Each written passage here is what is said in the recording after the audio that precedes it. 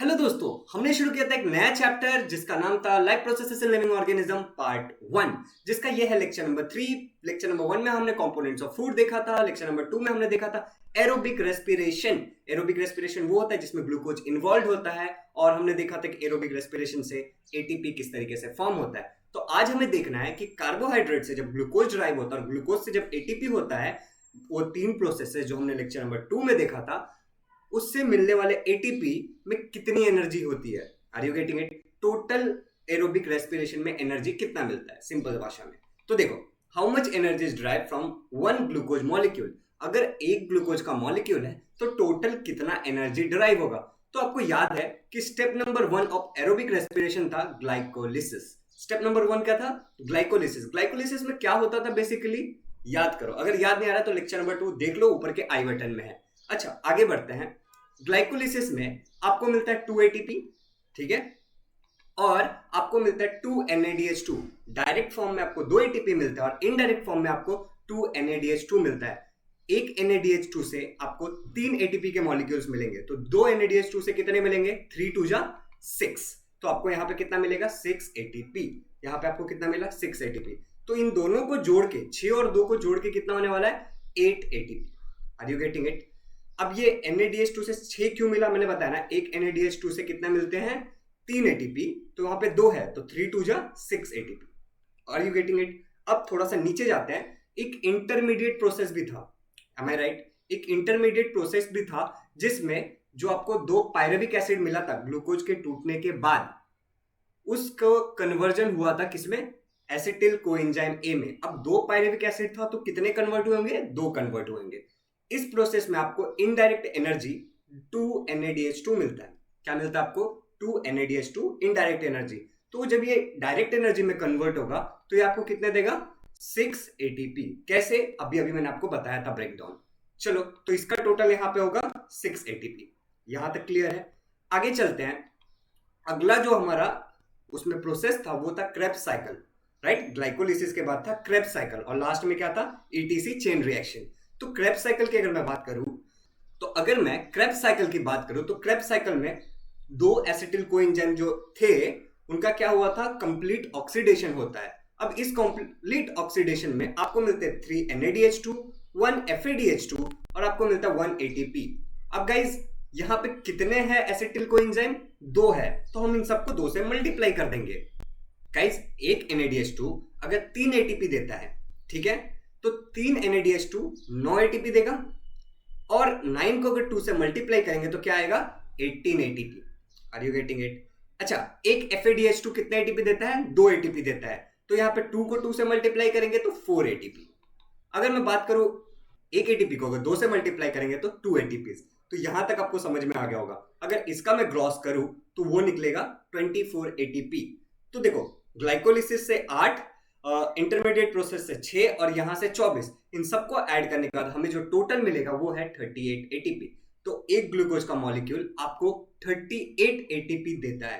तो यहां तक आपको एटीपी का कंसेप्ट, कितना एटीपी मिलता है ग्लूकोज के ब्रेकडाउन होने के बाद इन एरोबिक रेस्पिरेशन, ये समझ में आ गया होगा बहुत अच्छी तरीके से। तो चलो आगे बढ़ते हैं और एटीपी को समझते हैं कि एटीपी क्या है, एटीपी से एनर्जी कैसे मिलता है। Are you getting it? Glucose का एनर्जी में कन्वर्ट हुआ, एक ग्लूकोज का मॉलिक्यूल 38 एटीपी दे रहा है, लेकिन एटीपी एनर्जी कैसे देता है? एटीपी एनर्जी कैसे देता है? हम कहते हैं कि ATP is a direct form of energy.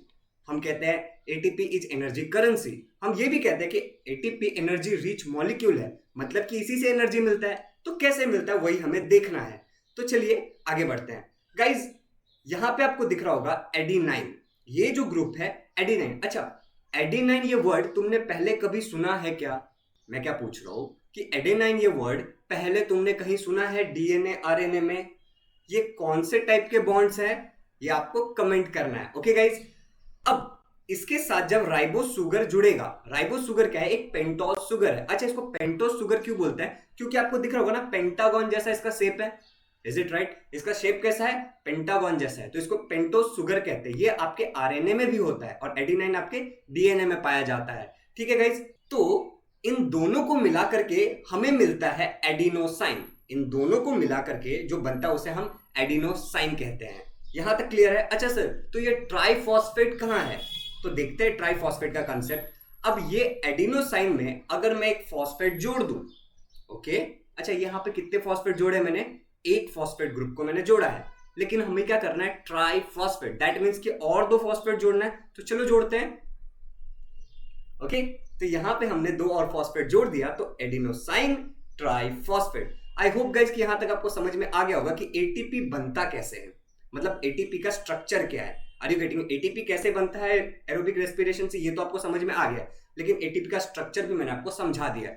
आगे बढ़ते हैं, अब देखते हैं एटीपी से एनर्जी कैसे मिलेगा। गाइस, एटीपी में एनर्जी होता है दो फॉस्फेट बॉन्ड के बीच में।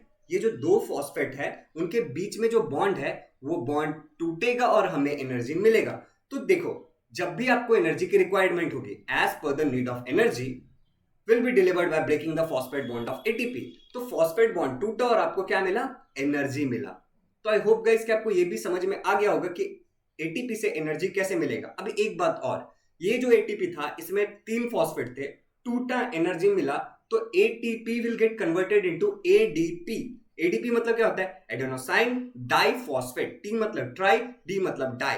आई होप गाइस कि यहां तक आपको सब कुछ समझ में आ गया होगा। अब हम आगे बढ़ते हैं। अच्छा, क्या सीखना है हमें? तो हमें सीखना है process of energy production through aerobic respiration of carbohydrate, proteins and fats. पहले क्या सीखा था हमने? कार्बोहाइड्रेट्स।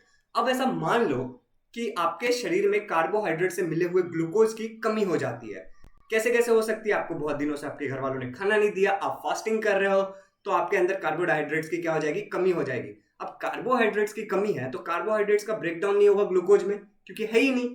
अब ग्लूकोज नहीं होगा तो ग्लूकोज से एटीपी कैसे प्रोड्यूस होगा? तो ऐसे हाल में फैट्स और प्रोटीन से भी एनर्जी मिल सकता है। तो fats and proteins can be also use to derive ATP. तो वही हम देखते हैं कि कैसे होगा, लेकिन उससे पहले एक बार समझते हैं कि कार्बोहाइड्रेट से हमें एटीपी तक का सफर क्या था। कार्बोहाइड्रेट से एनर्जी, करेंसी, एटीपी तक का सफर क्या था? तो कार्बोहाइड्रेट्स का ब्रेकडाउन होता है ग्लूकोज में by the process of glycolysis. ठीक है, अब ग्लाइकोलिसिस प्रोसेस के अंदर पायरुविक एसिड प्रोड्यूस होता है और पायरुविक एसिड कन्वर्ट होता है एसिटिल को एंजाइम में। मैं बड़े शॉर्ट में बता रहा हूं, आपके टेक्स्ट बुक में इसी तरीके से मेंशन्ड है, तो आपको यहां तक समझ में आ गया होगा। ये एसिटिल को एंजाइम ए कहा जाता है क्रेब्स साइकिल के अंदर, और एक साइक्लिक चेन ऑफ रिएक्शन होता है जिसमें काफी सारे प्रोडक्ट्स एंड बाय प्रोडक्ट्स मिलते हैं, और फाइनली ये क्रेब्स साइकिल में जो NADH2, FADH2, ATP सब कुछ प्रोड्यूस हुआ है वो ETC चेन रिएक्शन में जाता है और वहां पे कन्वर्जन होता है इनडायरेक्ट एनर्जी का डायरेक्ट एनर्जी में, और आपका ये ग्लाइकोलिसिस का प्रोसेस खत्म होता है, कार्बोहाइड्रेट्स का ब्रेकडाउन, आपको मिल जाता है CO2, H2O एंड एनर्जी।